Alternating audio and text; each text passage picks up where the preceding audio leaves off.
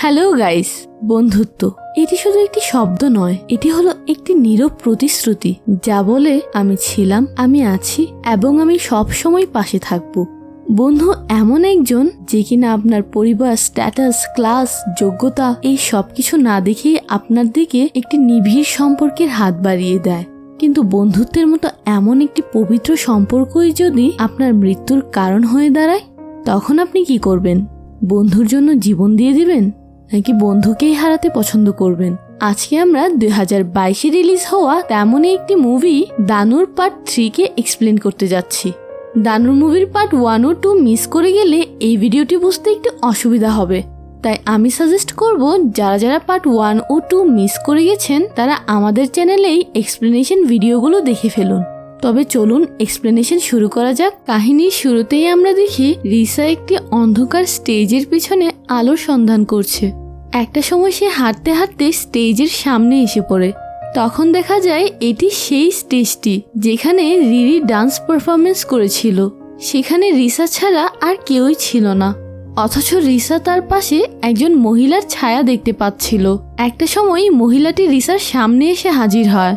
তখন আমরা দেখতে পাই মহিলাটি আসলে চ্যান্টিং এর আত্মা, যাকে আমরা দানু 2 মুভির শেষের দিকে দেখতে পেয়েছিলাম। আত্মাটির জন্য রিসা এবার অনেক ভয় পেয়ে যায়, আর হঠাৎ করেই রিসা তার কল্পনা থেকে বাস্তবে ফিরে আসে। তারপর দেখা যায় রিরি তাকে বলছে সে আজকাল প্রায়ই লেখালেখি করার সময় একদম অন্য দুনিয়াতে হারিয়ে যায়। এখানে আমরা দেখতে পাই রিসা তার জীবন কাহিনীর উপর একটি বই লিখতে শুরু করেছে। এতে সে তার সাথে ঘটে যাওয়া সব প্যারানর্মাল ঘটনাগুলো লিখছিল। তারপর দেখা যায় রিসার এবার একটি বয়ফ্রেন্ডও হয়েছে, যার নাম দিমাস। দিমাস একটি রেডিওতে জকি ছিল। রিসা ও দিমাস দুজনকে খুব ভালোবাসতো, কিন্তু রিসা দিমাসকে তখনও তার অ্যাবিলিটি সম্পর্কে কিছুই বলেনি, কারণ রিসা ভয় পেত যে দিমাস যদি তার এই অ্যাবিলিটি সম্পর্কে জেনে ফেলে তবে সে হয়তো ভয়ে রিসাকে ছেড়ে চলে যাবে রিসার বাকি বন্ধুদের মতো। রিসার ধীরে ধীরে এটাও মনে হতে থাকে যে তার এবার পিটার, উইলিয়াম, জেনসন, হান্স ও হেনরিকের সাথে বন্ধুত্ব ছেড়ে সাধারণ জীবন লিড করা উচিত। তারপর রাতের বেলা দেখা যায় রিসা তার ফোনে রাত 12টার অ্যালার্ম সেট করে ঘুমোতে যায়, কারণ পরের দিন দিমাসের জন্মদিন ছিল। রিসা দিমাসকে রাত 12টায় উইশ করে সারপ্রাইজ করতে চেয়েছিল, কিন্তু রাতে যখন ফোনে অ্যালার্ম বেজে ওঠে তখন রিসার গোস্ট ফ্রেন্ডসদের মধ্যে কেউ অ্যালার্মটি বন্ধ করে দেয় আর তার ফোনটি আলমারিতে লুকিয়ে রেখে দেয়, কারণ তারা অ্যালার্মের সাউন্ডে খুব ভয় পেত। এবার দিমাসের উল্টো রিসাকে ফোন কল করে ঘুম থেকে জাগাতে হয়। রিসা এতে খুব আপসেট হয়ে তার ঘোস্ট ফ্রেন্ডসদের খুব বকাঝকা করে। তার পরের দিন সকালে দেখা যায় রিসা তাদের বাড়িতে দিমাসের বার্থডে পার্টি অ্যারেঞ্জ করছিল। পার্টিতে দিমাসের কিছু বন্ধুরাও আসবে, তাই রিসা তার ঘোস্ট ফ্রেন্ডসদের বলে তারা যেন দিমাস বা তার বন্ধুদের সামনে এমন কিছু না করে বসে যাতে দিমাস সহ তার বন্ধুরাও ভয় পেয়ে যায়। রাতের বেলায় রিসা দিমাসের বন্ধু অ্যান্টন, এরিক, রায়না এবং তাদের অফিসের বস ক্ল্যারার সাথে মিলে দিমাসকে সারপ্রাইজ দিতে সফল হয়। তারপর তারা যখন কেক কাটা শেষ করে ডিনার করছিল তখন ডাইনিং টেবিলের সামনে পিটারের একটি টয় কার রায়নার পায়ে এসে লাগে, কিন্তু রায়না এটা তেমন খেয়াল করেনি। রিসা এটা লক্ষ্য করেছিল এবং সে তখনই গিয়ে আবার তার বন্ধুদেরকে এমন করার জন্য বকা দিয়ে আসে। এবার খাওয়া শেষে অ্যান্টনি রিসাদের বাড়িতে ব্লগিং করছিল। সেই সময় সে একটি রুমের দরজার বাইরে থেকে রিসার গোস্ট ফ্রেন্ডদের গাওয়া সেই গানটি শুনতে পাচ্ছিল, কিন্তু অ্যান্টনি এটা বেশি পাত্তা দেয়নি। তারপর দিমাসের সব বন্ধুরা সেখান থেকে চলে যায়। এবার দিমাস ও রিসা তাদের ঘর পরিষ্কারের কাজে লেগে পড়ে। তখন রিসা হঠাৎ উপরের ফ্লোর থেকে কিছু শব্দ পেয়ে উপরে গিয়ে আবার তার বন্ধুদের বকা দেয়, কারণ তারা চুপচাপ থাকতে পারছিল না এবং রিসা ভয় পাচ্ছিল যে দিমাস আবার না কিছু সন্দেহ করে ফেলে তার বন্ধুদের ব্যাপারে। পিটার রিসাকে বলছিল বাইরে প্রচুর বৃষ্টি হচ্ছে রিসা, আমাদের খুব ভয় লাগছে, আমরা বৃষ্টি পছন্দ করি না, তুমি আমাদের জন্য বৃষ্টি চলে যাওয়ার গানটি গাও প্লিজ। রিসা পিটারকে বিরক্ত হয়ে বলে আমি তোমাদের সাথে এখন খেলতে পারবো না, আমি সারাক্ষণ তোমাদের সাথে কাটাতে চাই না, দিমাস নিচে আমার জন্য অপেক্ষা করছে, তোমাদের আমি যেন আবার কোনো শব্দ করতে না শুনি। এটা বলে রিসা সেখান থেকে চলে যায়। তার বন্ধুরা এবার বুঝতে পেরে যায় যে রিসা আর তাদের কোম্পানি এনজয় করছে না। রিসা তাদের উপর বিরক্ত হয়ে গেছে কারণ তার নতুন বন্ধু হয়েছে। তখনই আমরা দেখতে পাই রিসার বাসায় একটি খারাপ আত্মা প্রবেশ করছে। পিটার, উইলিয়াম, জেনসেন, হেনরিক ও হান্স আত্মাটার ভয়ে লুকিয়ে পড়ে। এদিকে দিমাস যখন টেবিল থেকে গ্লাস পরিষ্কার করছিল তখন রুমে থাকা একটি বেলুন ফেটে যায়।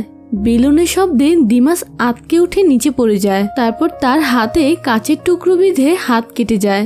এটা দেখে রিসা তৎক্ষণাৎ দিমাসের হাত ভালোভাবে ব্যান্ডেজ করে দেয়। তার কিছুক্ষণ পর দিমাস সেখান থেকে চলে যায়। এদিকে রিসা খুব রেগে গিয়ে তার বন্ধুদের ডাকতে থাকে, কারণ সেভাবে এটা তার বন্ধুদের কাজ। যদিও তারা এইসব কিছুই করেনি, তারা তো সেই আত্মাটার ভয়ে তখনও লুকিয়েছিল। বরং ওই আত্মাটি তখন বেলুন ফাটিয়ে দিমাসকে ভয় দেখানোর চেষ্টা করে। রিসা এসব না জেনেই তার বন্ধুদের উদ্দেশ্যে বলে সে তাদের উপর খুব বিরক্ত, তারা যেন আর কখনো রিসার সামনে না আসে। রিসা তাদের কখনো আর দেখতে চায় না। এদিকে বেচারা বাচ্চাগুলো ভয়ে বের হয়ে রিসাকে সত্যি ব্যাপারটা বলতেও পারছিল না। রাতের বেলায় রিরি যখন রিসার রুমে ঘুমোতে যায় তখন আমরা তার পিছনে আত্মাটিকে দেখতে পাই। তারপরের দিন রিসা দেখে সে একটি জনশূন্য জঙ্গলে বসে বই লিখছিল। সে তখন টাইপ করছিল যে তার এই ভূত প্রেতাত্মাদের দেখার ক্ষমতা ধীরে ধীরে তার জীবনকে অভিশপ্ত করে তুলছে। সে আর এগুলোকে নিতে পারছে না। সে এবার এইসব কিছু থেকে মুক্তি চায়। সে এখন থেকে নর্মাল মানুষদের মতো বাঁচতে চায়। তখন একজন অদ্ভুত দেখতে মহিলা এসে রিসাকে বলে তার নাম কার্তিকা।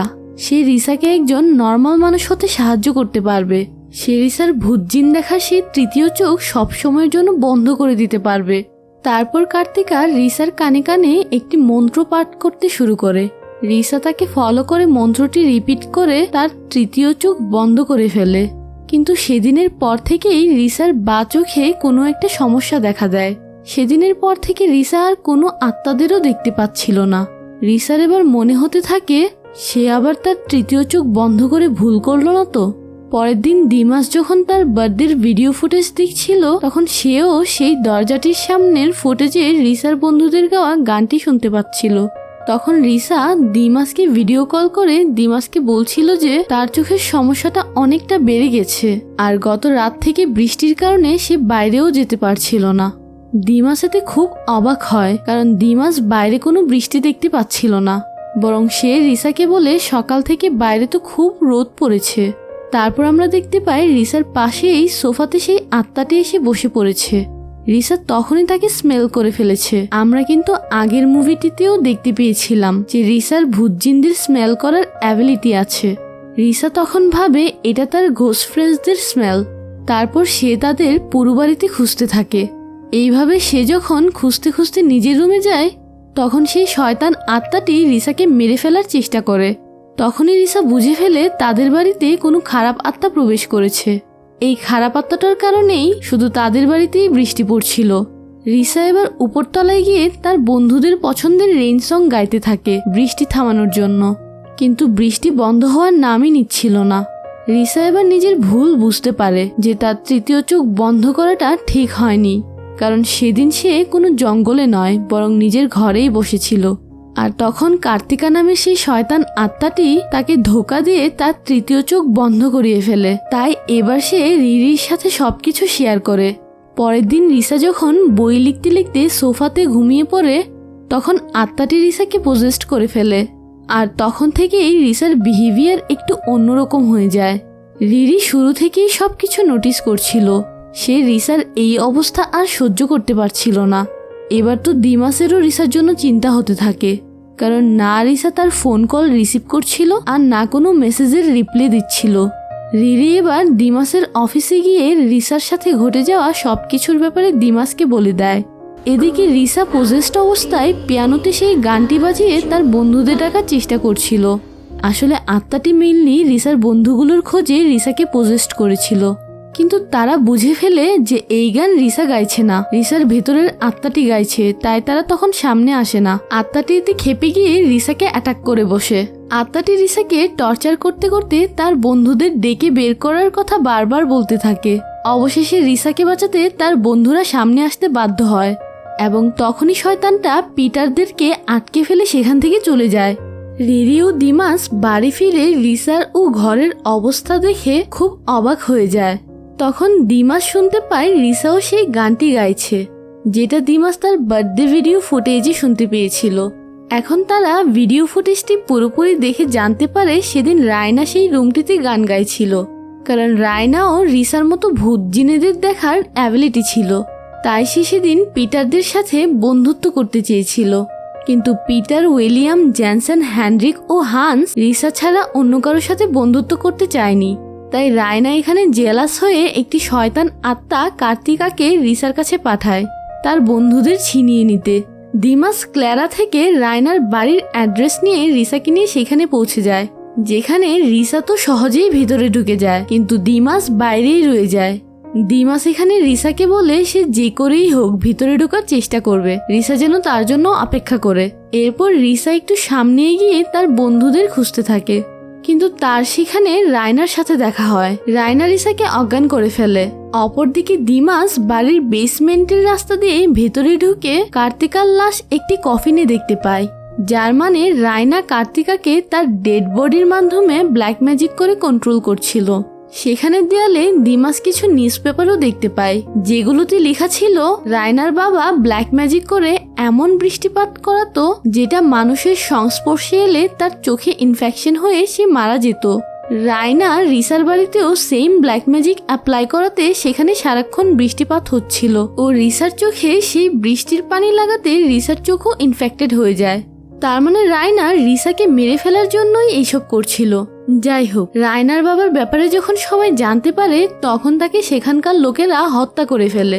এরপরে দেখা যায় রিসার এবার সেন্স ফিরে এলে রিসা দেখে রায়না তার বন্ধুদের আটক করে সেলিং এর সাথে ঝুলিয়ে রাখে। তখন রিসা রায়নাকে জিজ্ঞেস করে, কেন তুমি আমার সাথে এমন করছো? আমি তোমার কি ক্ষতি করেছি? রায়না তখন বলে সেও রিসার সাথে সেম কলেজেই পড়তো এবং সে রিসার ঘোষ ফ্রেন্ডদেরও দেখতে পেত, তাই সে তাদের সবার সাথে বন্ধুত্ব করতে চেয়েছিল। কিন্তু রিসা সবসময় তাকে ইগনোর করে চলতো, তাই সে রিসার উপর ক্ষেপে গিয়ে নিজের বাবার মতো ব্ল্যাক ম্যাজিক করে রিসার উপর কার্তিকাকে দিয়ে প্রতিশোধ নিতে চেয়েছিল। এর জন্য সে কার্তিকার গলাতে থাকা একটি স্যাটানিক লকেট নিজের গলায় পরে নেয়। রায়না এবার কার্তিকাকে রিসাকে মেরে ফেলার হুকুম দেয়, কিন্তু তখনই দিমাস রায়নার সেই লকেটটিকে পায়ে পিষে নষ্ট করে ফেলে। এতে কার্তিকা সেখান থেকে ভ্যানিশ হয়ে যায় এবং রিসার কার্স এবার রায়নার উপর ট্রান্সফার হয়ে যায়, যার মানে এই দাঁড়ায় যে এবার রিসার পরিবর্তে রায়নার চোখে ইনফেকশনের কারণে খুব শীঘ্রই সে মারা যাবে। রিসা তারপর থেকে আবার তার বন্ধুদের দেখতে পাচ্ছিল। দিমাসের ও রিসার এই ভূত দেখার ব্যাপারটি নিয়ে কোনো সমস্যা ছিল না। তারপরের সিন কয়েকদিন পর রিসার রুমে শিফট হয়, যেখানে দেখা যায় রিসার সব গোস্ট ফ্রেন্ডসরা তার থেকে বিদায় নিতে এসেছে, কেননা তারা চায় না রিসা আর তাদের জন্য কোনো বিপদে পড়ুক। তারা চায় রিসা নিজের নর্মাল লাইফ লিড করে হ্যাপি থাকুক। এটা বলে একে একে রিসার সব বন্ধুরা সেখান থেকে অদৃশ্য হয়ে যায়। রিসার এতে খুব দুঃখ হয়, কেননা সে রিয়ালাইজ করতে পেরেছে তার বন্ধুদের ছাড়া সে খুব একা এবং তার বন্ধুদের সাথে কাটানো মুহূর্তগুলোই তার জন্য নর্মাল ছিল।